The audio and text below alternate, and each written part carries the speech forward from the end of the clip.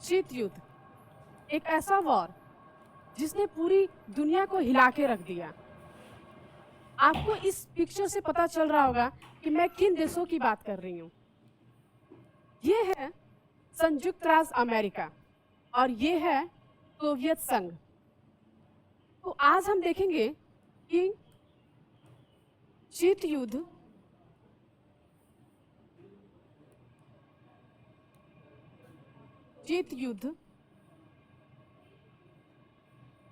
क्या है,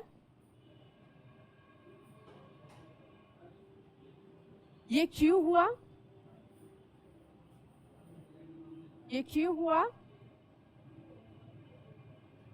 और इसकी प्रक्रिया क्या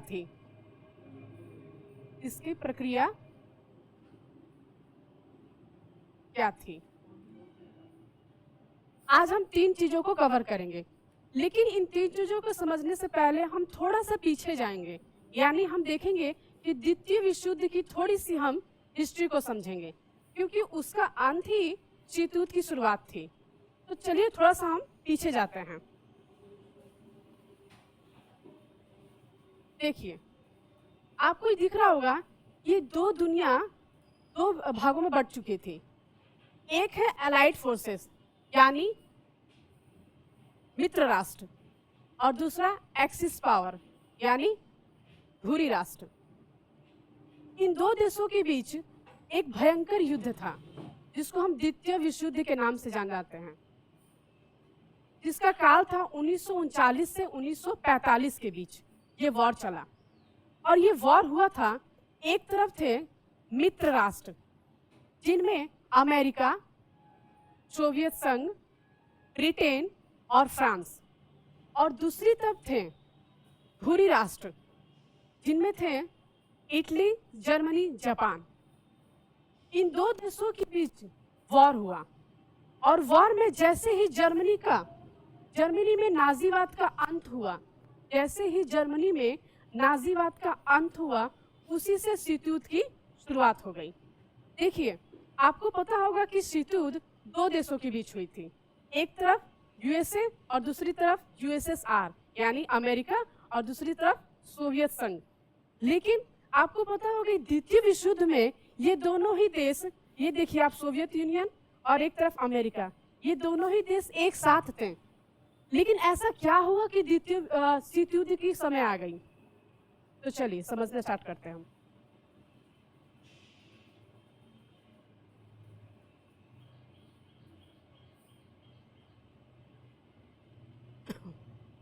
देखिए,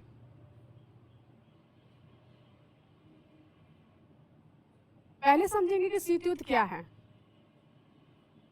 एक ऐसा वॉर जिसमें 2 देश इतने शक्तिशाली हैं, शस्त्रों में इतनी शक्तिशाली हैं कि अगर इन 2 देशों के बीच अगर शस्त्रों का प्रयोग किया जाए तो शायद पूरी दुनिया नहीं बचेगी। यानी कि एक ऐसा समय कि वो एक जगह पे आकर ठंडा पड़ गए। उन्हें लगा कि हम भी तो शस्त्र से भरपूर हैं और सामने वाला देश भी शस्त्र से भरपूर है। तो अगर इन 2 देशों के बीच अगर गहमागहमी का स्थिति उत्पन्न हुई तो शायद ये दुनिया नहीं बचेगी। तो इसी को कहा जाता है शीत युद्ध। नाम रखा गया शीत युद्ध, यानी कि युद्ध नहीं हुआ, सिर्फ शस्त्रों का प्रहार हुआ। यानी कि आप अगर एक देश दिखा रहा है 10 हथियारों का प्रयोग कर रहा है तो दूसरा देश 20 हथियारों का प्रयोग कर रहा है। यानी कि एक कहेंगे कि हथियारों का होड़, जिसमें युद्ध तो नहीं हुआ लेकिन युद्ध की नौबत नहीं आई और समय आते वो ठंडा पड़ गई। तो इसी को कहते हैं हम लोग शीत युद्ध। अब दूसरा देखेंगे, ये क्यों हुआ। देखिए, शीत युद्ध आपको पता होगा कि जैसे मैंने थोड़ी देर पहले बताया आपको कि द्वितीय विश्व युद्ध 1939 से 1945 के बीच जो एंड हुआ, उसमें 2 राष्ट्र धुरी में बढ़ गए थे, यानी एक धुरी राष्ट्र और एक मित्र राष्ट्र। ठीक है, तो जैसे ये द्वितीय विश्व युद्ध का अंत हुआ तो विश्व में सिर्फ 2 महाशक्तियां ही बची। वो 2 महाशक्तियां थी सोवियत संघ और एक तरफ संयुक्त राज्य अमेरिका। इन दोनों भले ही द्वितीय विश्व युद्ध में एक दूसरे के सपोर्टर रहे हैं, सहयोग रहे हैं, एक ही गुट में शामिल थे, लेकिन उन्हें पता था कि आज ये दुनिया, अगर आज इटली, जर्मनी, जापान अगर आप अपने घुटने टेक दिए हैं और हम बचे हुए हैं, ब्रिटेन, फ्रांस और सोवियत संघ और अमेरिका, ये 4 देश बचे हुए हैं, तो आपको पता है कि उस समय अमेरिका और सोवियत संघ ही 2 देश थे जो इतने पावरफुल थे। बाकी ब्रिटेन और फ्रांस का उतना नहीं चलता था। तो इन 2 देशों के बीच पता था कि अगर ये सारे अगर घुटने टेक दें तो विश्व में सिर्फ हमारा या तो उसका दबदबा हो सकता है, या तो संयुक्त राज्य अमेरिका अपनी पूंजीवादी व्यवस्था को सब जगह फैला सकता है, विस्तारित कर सकता है, या तो सोवियत संघ अपनी साम्यवादी व्यवस्था को विस्तारित कर सकता है। तो वो दोनों का एक बीच होड़ चलता था। उन्हें लगा था कि अगर मैं सोवियत संघ को अगर मैं तबाह ना करूं, उसको हथियारों से कमजोर ना करूं, तो शायद वो सोवियत संघ अपने विश्व में अपनी आइडियोलॉजी, विचारधारा को प्रसार कर सकता है। इसलिए इन 2 देशों के बीच शीत युद्ध स्टार्ट हो गया। और इसके कुछ कारण थे। इन्होंने किस तरह आरोप लगा के एक दूसरे पर शीत युद्ध को जन्म दिया, वो कुछ कारण थे। जैसे कि अगर हम बात करें सोवियत संघ का,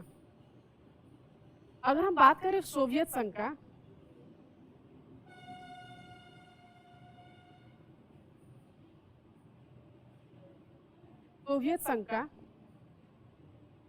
तो सोवियत संघ ने यह आरोप लगाया अमेरिका पे कि जब जर्मनी में नाजीवाद का हम लोग अंत कर रहे थे द्वितीय विश्व युद्ध के समय, तो कुछ सेनाएं हमारे देश में कुछ क्षेत्रों में प्रवेश कर गई थी। और उस काल में हमने अमेरिका से कुछ सहयोग मांगा था।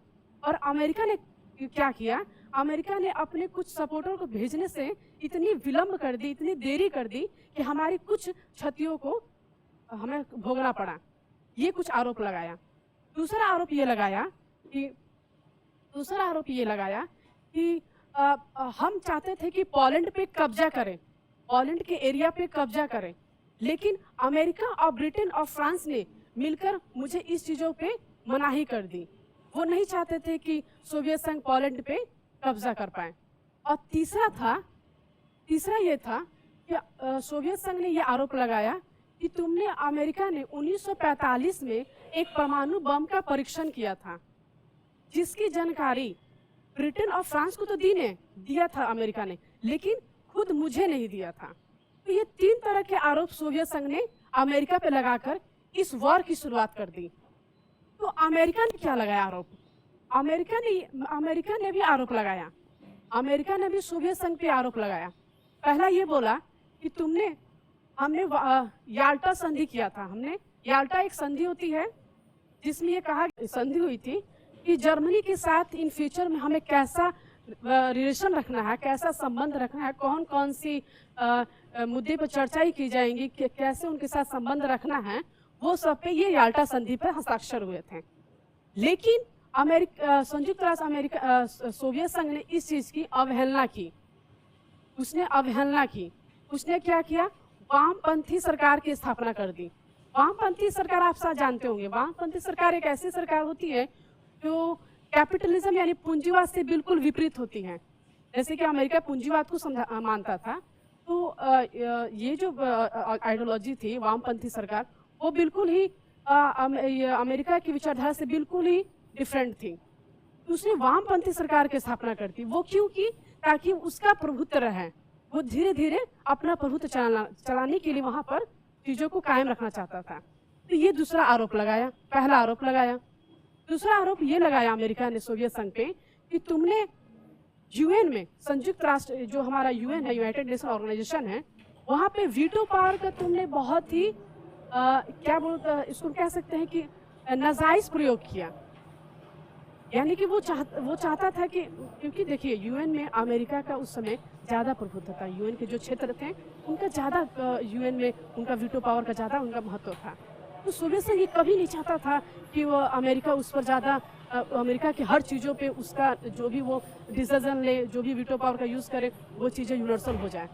तो इसका भी उन्होंने कभी कभी, तो बीच में हमेशा उसने उस चीज को इंटरप्ट किया। और तीसरा अमेरिका ने ये सोवियत संघ का ब्लेम किया कि तुमने जर्मनी के बर्लिन की जो एरिया है, बर्लिन में यानी कि पश्चिमी यूरोप यानी कि अमेरिका की तरफ की एरिया, मार्ग जो है, उसमें तुमने प्रतिबंध लगा दिया। यानी उस मार्ग पर पूरी तरह से जल मार्ग पे प्रतिबंध लगा दिया। ये तीन सोवियत संघ ने भी इस पे आरोप लगाया अमेरिका पे, और अमेरिका ने भी सोवियत संघ पे आरोप लगाया। ये तीन डिफरेंट तरीके के उन्होंने एक दूसरे पर आरोप लगाकर शीत युद्ध को जन्म दे दिए। यानी उनको तो पता था, भले ही वो दोनों द्वितीय विश्व युद्ध काल में दोनों दोस्ती करते थे, दोस्ती में एकजुट में थे, लेकिन उन्हें अंदर ही अंदर एक दूसरे के प्रति उनकी एक दूसरे को गिराने का उनका ये रहा, हमेशा से आकांक्षा रही थी। तो ये शीत युद्ध का एक कारण हुआ कि क्यों हुआ, ये कुछ इसकी कहानी थी। अब ये किस तरीके से हुई, मैं आपको लास्ट में एक अपनी स्लाइड शो के थ्रू आपको दिखाऊंगी कि कैसे कैसे चीजें आगे बढ़ी और ये कैसे हुई, ये कैसे हुई। देखिए शीत युद्ध एक ऐसा वॉर माना जाता है जिसमें एक ऐसा वॉर है कि जिसमें इन दो देशों को तो कभी कुछ हानि हुई ही नहीं, कभी कोई क्षति हुई ही नहीं। इनसे सिर्फ अन्य देशों को बहुत परेशानियां हुई। परेशानियां ही दूर की बात, इनमें कई लोगों की जान भी गई, लेकिन इन दो देशों को कुछ नहीं हुआ। क्यों? क्योंकि इन्हें बस चाहिए था कि वो किसी भी तरह एक से एक परमाणु बम, मतलब हर तरह के बम का वो आविष्कार करें और एक दूसरे से पीछे ना रहें, एक दूसरे से पीछे ना रहें। ये कैसे हुआ? देखिए, आपको पता है कि अमेरिका ने 1945 में एक परमाणु बम का परीक्षण किया था। वो बम था जिसको आपको पता होगा कि वो बम सबसे पहले उसने जापान के हिरोशिमा और नागासाकी में 1945 में उन्होंने इसका किया था, हिरोशिमा और नागासाकी पे गिराया था। वो इसलिए गिराया था ताकि जापान अपना घुटना टेक दे, क्योंकि जापान उस वक्त घुटना टेकने को तैयार नहीं था। उसने जापान पे ये कर दिया, बम गिरा दिया। उससे क्या हुआ? जापान का पूरी तरह से विघटन हो गया। अब विश्व में क्या हुआ? सोवियत संघ को ये डर हो गया कि अगर ऐसा चलता रहा तो शायद अमेरिका हमसे आगे ना निकल जाए। तो उसने भी भीतर अपने परमाणुओं का इस्तेमाल करने लगा। जैसे कि उसने क्या किया, उसने, आपने नाम सुना होगा क्यूबा मिसाइल संकट। इसको ये एक ऐसा ये मिसाइल संकट है जिसमें सोवियत संघ ने, उसे डर था कि कहीं ऐसा ना हो कि अमेरिका आगे निकल जाए। तो उसने क्या किया, अमेरिका के ठीक कुछ पश्चिमी यूरोप के इलाकों में, क्यूबा एक नाम जगह है, क्षेत्र है क्यूबा, वहां पे उसने सेनाओं और परमाणु बम का परीक्षण कर दिया, जिसकी खबर अमेरिका को नहीं थी। अब ऐसा प्रक्रिया इस तरह की चलती रही कि एक पर एक कई परमाणु बम का परीक्षण किया गया, जिनमें एक दूसरे की जानकारी तो नहीं थी। अब एक समय ऐसा आया कि अमेरिका ने क्या किया, मार्शल योजना ला दिया, मार्शल प्लानिंग। एक ऐसा प्लानिंग कि उसने, देखिए, कोई भी जब हर देश अपने घुटने टेक दे, तो जब दो महाशक्तियां बचे तो उन्हें हमेशा लगता है कि हम कुछ ऐसा अन्य देशों के लिए काम कर दें ताकि वो हमारी आइडियोलॉजी को अपना लें, यानी कि पूंजीवाद को अपना लें। तो उसने क्या किया, द्वितीय विश्व युद्ध में जर्मनी के कुछ इलाकों में जो बहुत ही भूखमरी और बहुत सारे मतलब युद्ध के कारण बहुत सारी बेरोजगारी उत्पन्न हो गई, खाने को भूखमरी हो गई। तो उन्होंने क्या किया, उस सब इलाकों में मार्शल योजना के तहत एक ऐसी योजना निकाली जिसमें उन सभी को ये सब चीजों का प्रोवाइड करवाया गया अमेरिका के थ्रू। अब ये एक बहुत ही आग लगाने वाली बात कर दी। तो सोवियत संघ ने उस चीज का, सोवियत संघ से बैठा नहीं गया, उसने भी इस चीज का विरोध किया और उसने भी कई तरह की योजनाएं अपनी प्लानिंग ये क्रिएट करने लगा ताकि विश्व में अमेरिका का दबदबा ना रहे, क्योंकि उसके पता था। देखिए, आपको पता होगा कि सोवियत संघ और अमेरिका में, ये दोनों देशों में उस समय सबसे ज्यादा परमाणु सोवियत संघ के पास था, सबसे ज्यादा परमाणु सोवियत संघ के पास था। लेकिन वर्चस्व जो था वीटो पावर को लेकर, सारी विचारधाराओं को लेकर, वो अमेरिका के पास था। इन दोनों देशों के बीच कहीं ना कहीं हमेशा भ्रम बना रहता था कि अगर कल दिन कहीं अमेरिका हमारे पे अटैक न कर दे।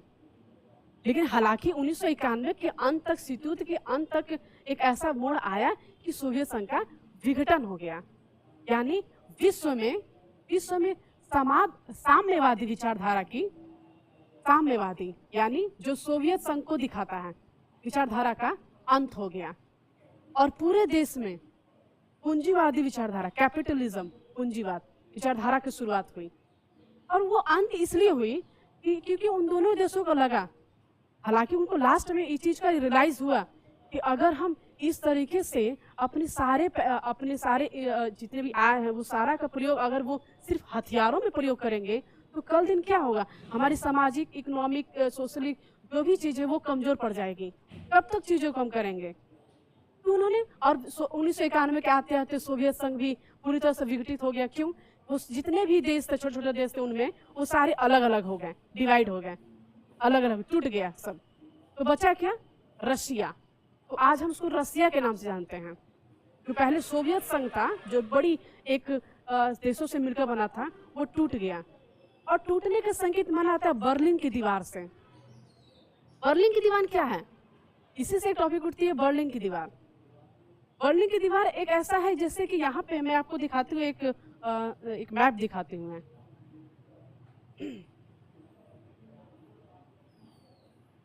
ये देखिए नाजीवाद है। जर्मनी में नाजीवाद का एक तरफ सेना आ रहे हैं सोवियत संघ से और एक तरफ आ रहे हैं अमेरिका से। दोनों ने मिलकर नाजीवाद का खत्म कर दिया। इस तरह द्वितीय विश्व युद्ध का अंत हुआ। ये देखिए मार्शल योजना, अलग अलग टूट गया सब। तो बचा क्या? रशिया। तो आज हम उसको रसिया के नाम से जानते हैं। जो पहले सोवियत संघ था, जो बड़ी एक देशों से मिलकर बना था, वो टूट गया। और टूटने का संकेत माना जाता है बर्लिन की दीवार से। बर्लिन की दीवार क्या है? इसी से एक टॉपिक उठती है, बर्लिन की दीवार। बर्लिन की दीवार एक ऐसा है जैसे कि यहाँ पे मैं आपको दिखाती हूँ, एक मैप दिखाती हूँ मैं।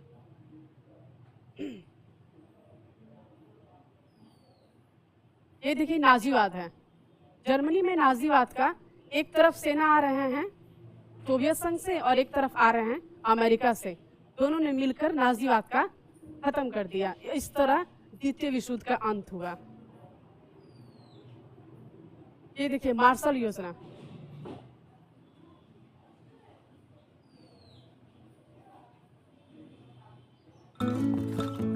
More orders. We'll be here till late. You handle the kitchen, I'll make the deliveries. While on periods? Yeah, it's almost like I forgot about periods. Because Stay Free Secure Excel's leak lock technology protects you for up to 12 hours. Stay Free Secure Excel. Your day, your way.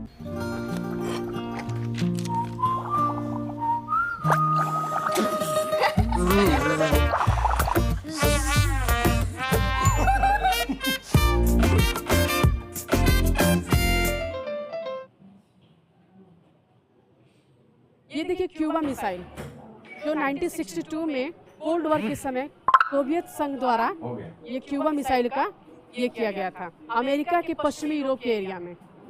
जो एक America के लिए बहुत ही बड़ा धक्का भी था कि कहीं ऐसा ना हो कि वो आक्रमण कर दे उन पे। ये देखिए, ये वही बम है हिरोशिमा और नागासाकी पे, जिनको अमेरिका द्वारा लॉन्च किया गया था और नागासाकी हिरोशिमा पे गिराया गया था, जिससे स्थिति और भी बदतर हो गई।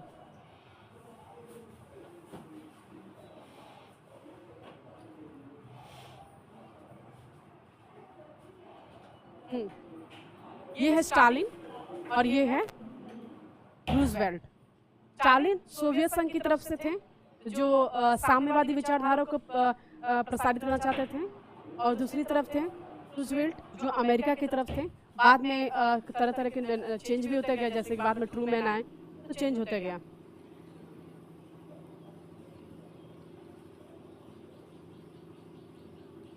ये हथियारों का होड़ चलता है। देखिए ये बर्लिन का दीवार है, ये बर्लिन का दीवार, यानी ये पश्चिमी और पूर्वी यूरोप, पश्चिमी यूरोप यानी कि संयुक्त राष्ट्र अमेरिका और पूर्वी यूरोप यानी कि सोवियत संघ, ये दो देशों के बीच का दीवार था, बर्लिन की दीवार, जिसे खड़ा किया गया था सोवियत संघ द्वारा, क्योंकि उसको उससे सबसे ज्यादा डर था। उससे सोवियत संघ को ये डर था कि कहीं आगे जाकर चीजें और भी ना बढ़ जाए, तो उसने ये दीवार खड़ा कर दिया। एक तरफ दिखाने लगे अमेरिका की विचारधारा को, और एक तरफ साइड दिखाने लगे साम्यवादी विचारधारा यानी कि सोवियत संघ की विचारधारा को। देखिए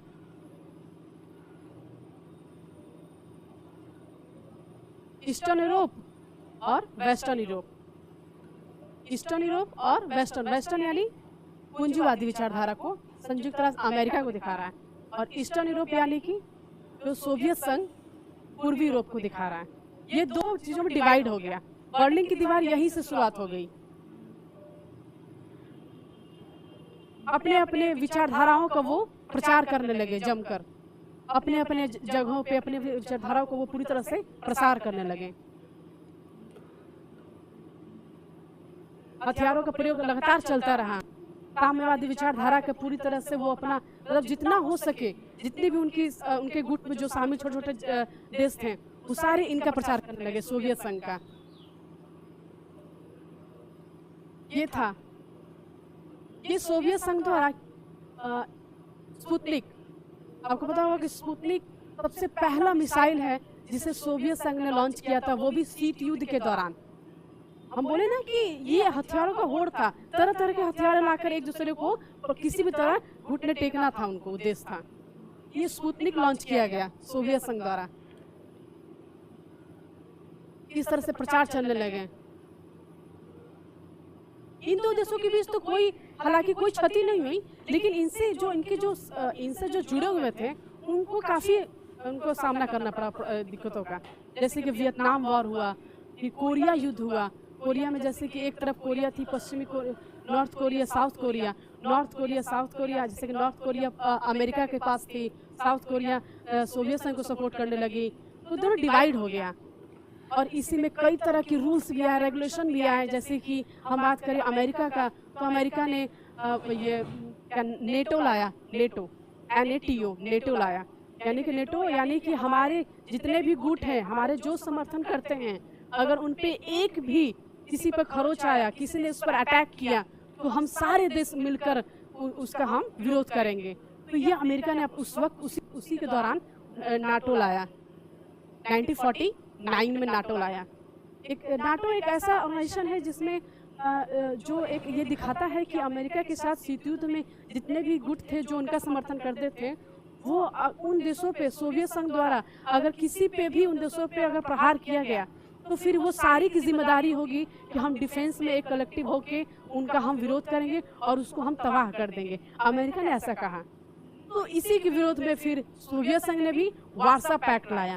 वार्सा पैक्ट भी यही दिखाता है कि अगर इनके साथ भी कुछ इस तरह का हुआ, तो हम सारे देश मिलकर इस तरह का विरोध करेंगे। ये सिर्फ और सिर्फ एक दूसरे को एक तरह का भड़काऊ बयान देना, एक दूसरे को प्रभावित करना, एक तरह का डरा धमका के रखना, वो एक चीजें थी। बाकी सामने से कभी युद्ध नहीं हुआ।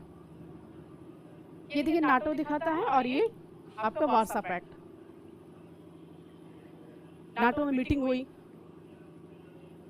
ये नाटो का कुछ प्रिंसिपल है, सिद्धांत है। जैसे मैंने बताया था कि NATO has 2 official language, English and French. Number of nation 29, ये सब सारे हैं। और ये सोवियत संघ का है। देखिए बर्लिन के दीवार का कैसे विघटन हो रहा है। जब सोवियत संघ का विघटन हुआ, जब सोवियत संघ 1991 के बीच में लगभग उसका जब सब देश टूट गए थे, बिखर गए थे, यानी कि एक दूसरे से वो अलग हो गए थे, तो मात्र रसिया बचा और उसकी आइडियोलॉजी समाप्त हुई। तो बर्लिन की दीवार का टूटना और अंत होना ही सोवियत संघ का युद्ध का अंत माना जाता है। देखिए किस तरह की तरीके से बर्लिन की दीवार को तोड़ा जा रहा है। यानी कि मिल गए, दोनों ने सहमति जताई कि ठीक है, इस तरह से करना हमारे लिए तो ठीक है, लेकिन अन्य देशों के लिए काफी मुश्किल होगा। और साथ ही साथ हम जो खर्च इस परमाणु हथियारों और मिसाइल पे कर रहे हैं, उससे अच्छा है कि अगर हम इकोनॉमिक और सोशली चीजों पर करें तो आज हम आगे रहते। तो दोनों ने इस चीज को विचार किया और लास्ट में सोवियत संघ भी टूट गया और आज हम उसे